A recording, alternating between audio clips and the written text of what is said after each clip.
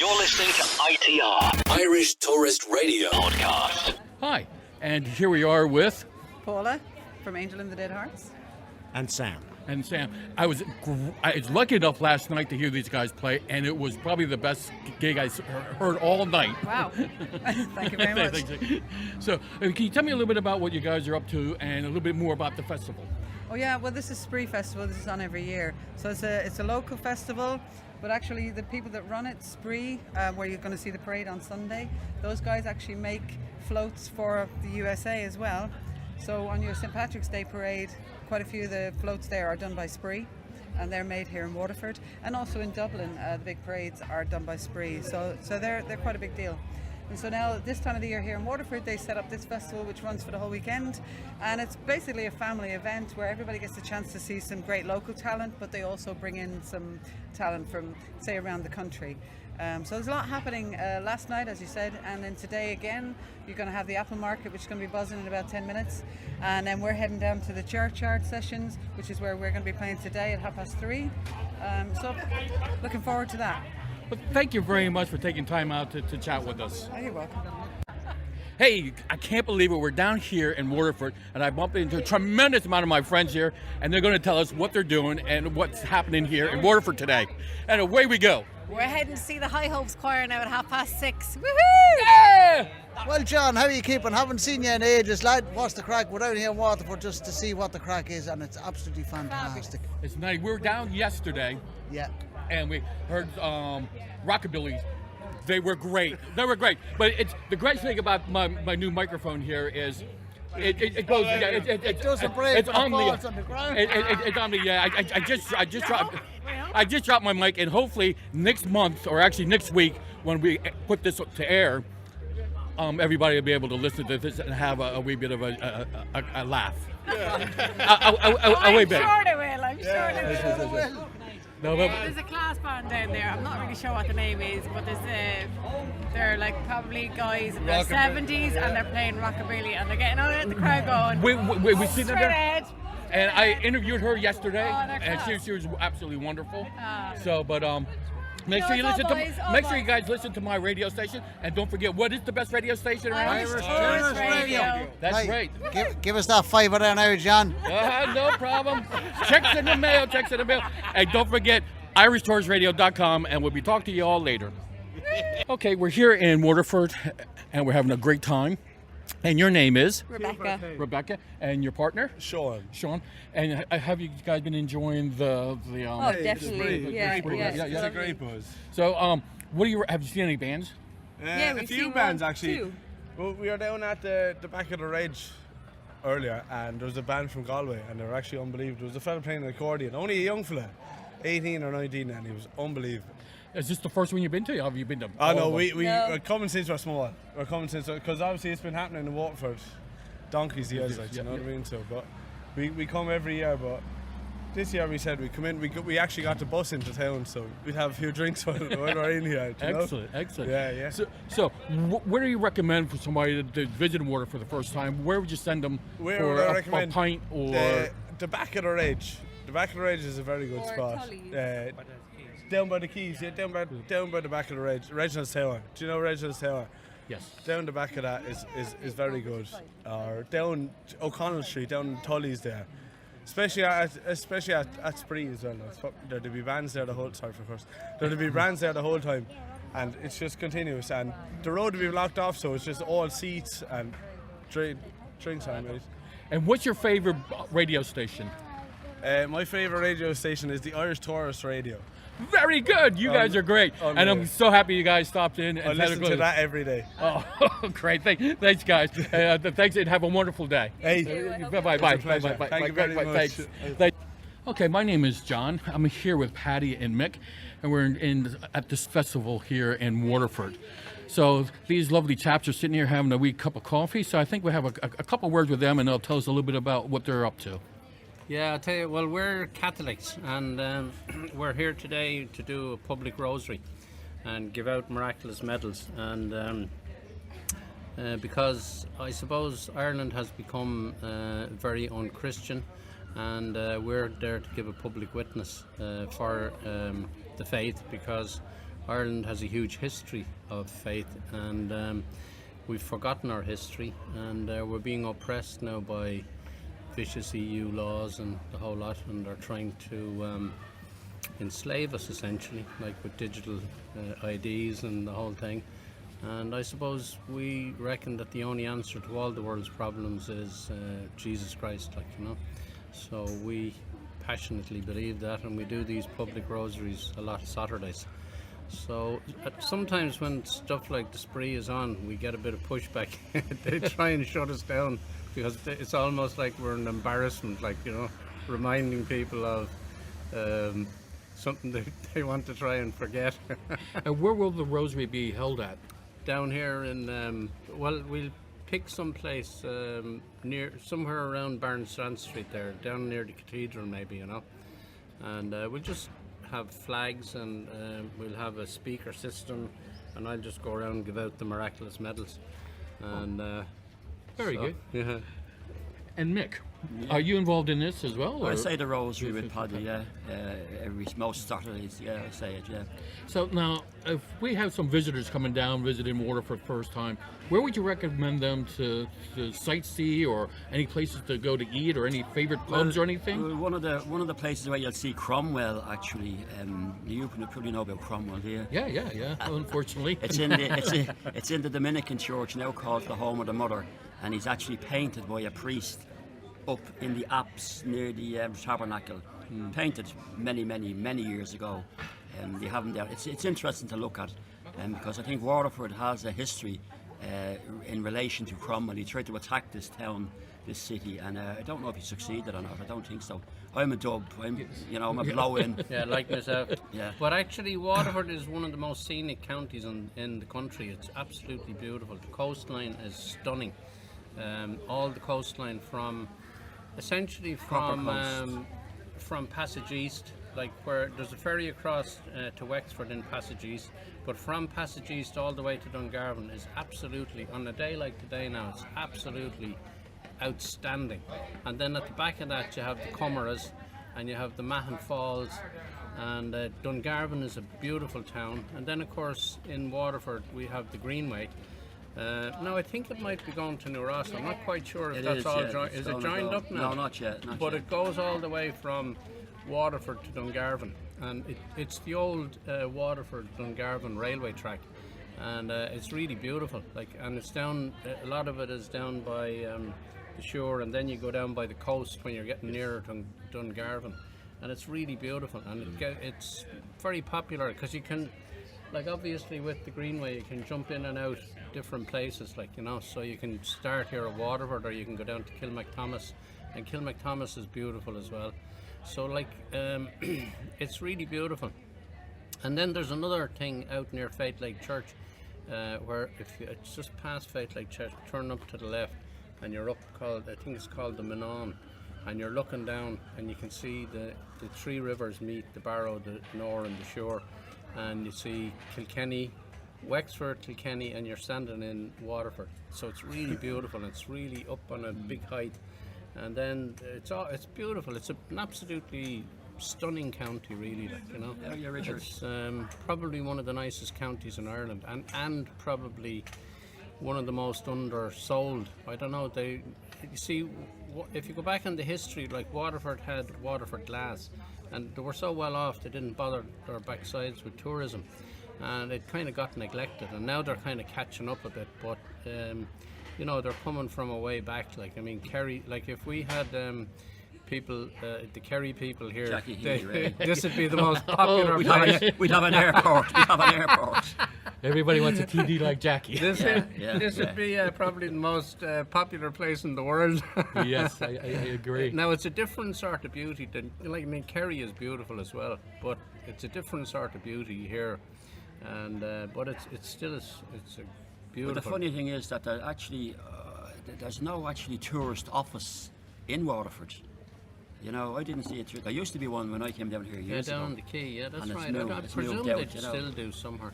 But also Dunmore East then is a beautiful fishing port.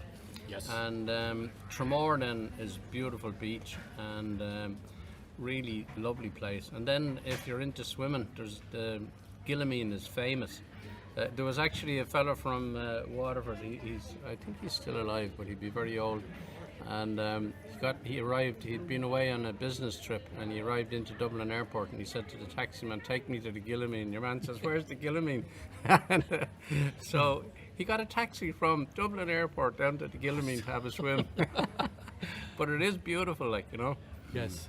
So Waterford is it's a lovely place.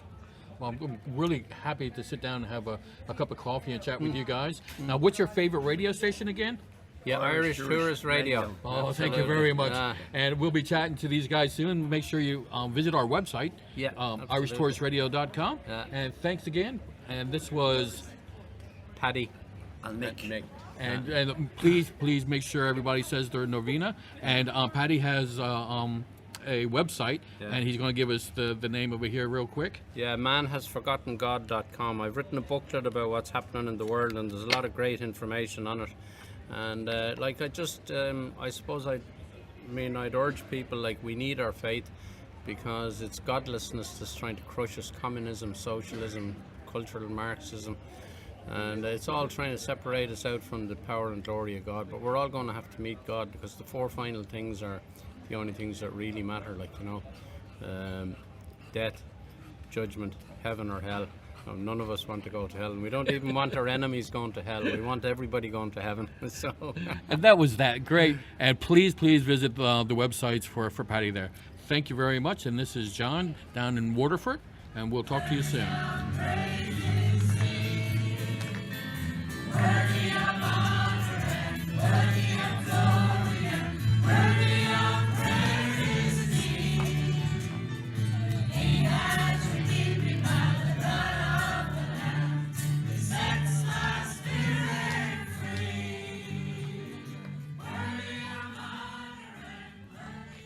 Hi, we're here today with Archbishop Eamon Martin on the hill of Slane, and the Archbishop's going to tell us a little bit, His Grace is going to tell us a little bit about the hill of Slane and about what's happening around here today.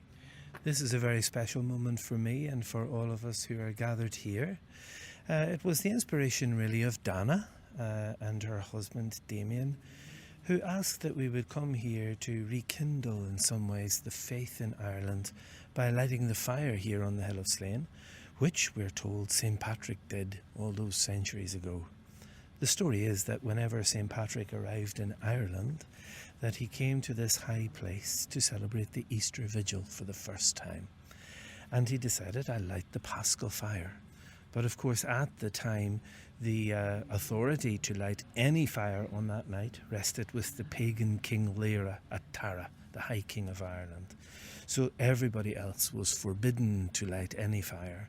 But of course, Patrick rather innocently and daringly said, well, look, I have to celebrate my faith, my Christian faith here. The Druids at the time, who were, I suppose, the priests of the false gods of Ireland at the time, told King Lear that if this fire is not stopped, it will never go out. And how right they were, because of course Christianity spread so wonderfully in Ireland with the help of disciples of St. Patrick and other saints who came to our shores at the time. And Ireland very quickly became a missionary country, sending holy people, holy men and women right across Europe to revive the faith which was beginning to die out in Europe at the time. So I suppose the rest is history, and for me it's a great honour. I'm the Archbishop of Armagh, to be here today to follow in the footsteps of St. Patrick and to light this fire. But this is really a moment of prayer. There are many people gathered here this afternoon praying for the faith in Ireland. I suppose like many parts of Western Europe and indeed other parts of the world, the faith in Ireland has been in decline. We've fewer vocations to the priesthood, to the religious life. A lot of people have drifted away from the practice of their faith. And actually, in many ways, they haven't really found anything of any substance, anything to give them purpose and meaning and hope in their lives. So today, by relighting this fire, we're hoping to rekindle the love of God in the hearts and the minds of those who are gathered here and give them the courage to be missionaries, to go out and bring the good news into our troubled world. Well, thank you very much, Your Grace. It's been a pleasure talking to you. Thank you again. Thank you, and best wishes to all on Irish Tourist Radio. Thank you. God bless. Worthy of honor and worthy of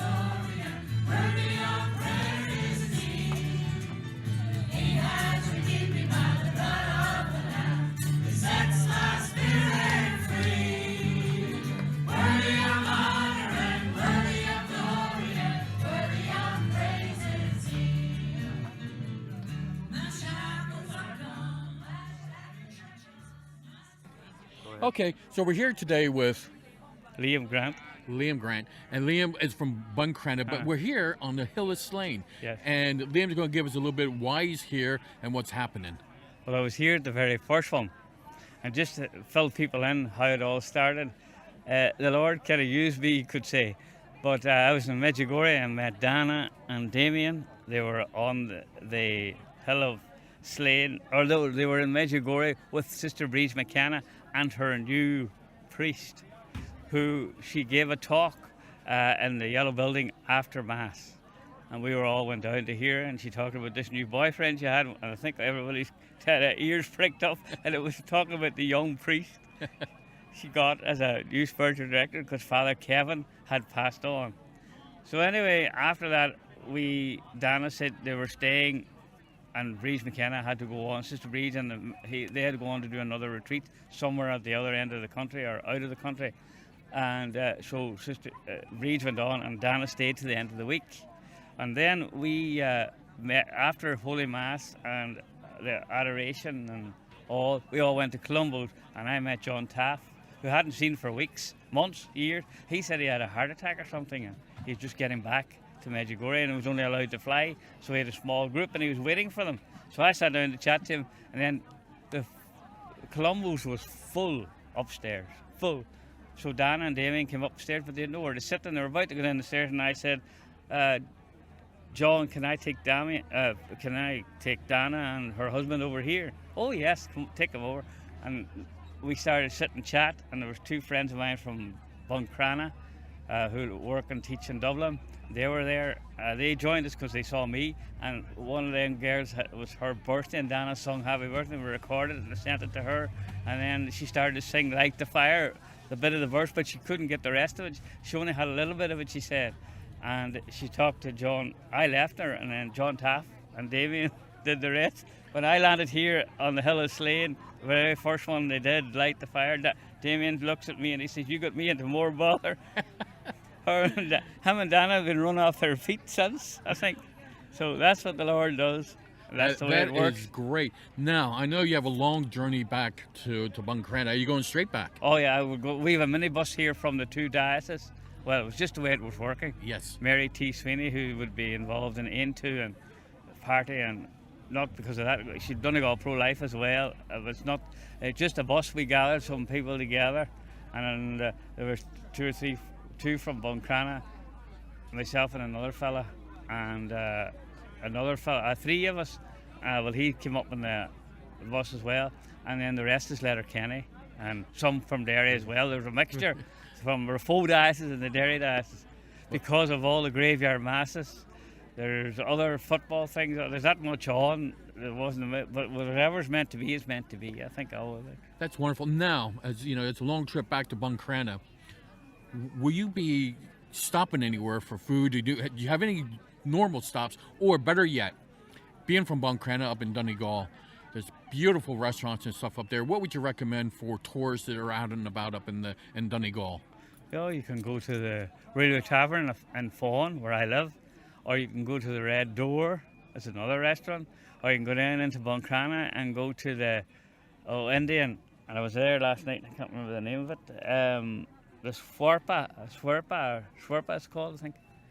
And there's other different local restaurants in Buncrana. You can go on down to the fish one in Ballyliffin, which I can never remember the name of it.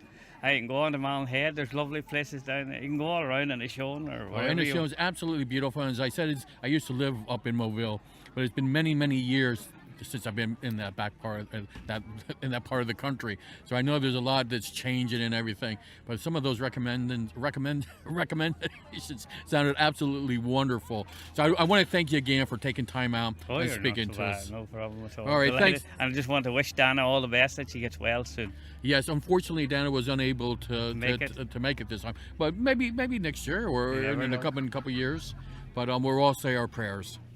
Thank you very much. Thank you. God bless. Worthy of honor and worthy of glory and worthy of praise is He. He has redeemed me by the blood of the Lamb, that sets my spirit free. Worthy of honor and worthy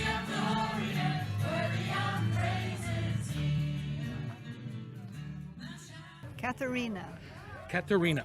Katharina Pettit.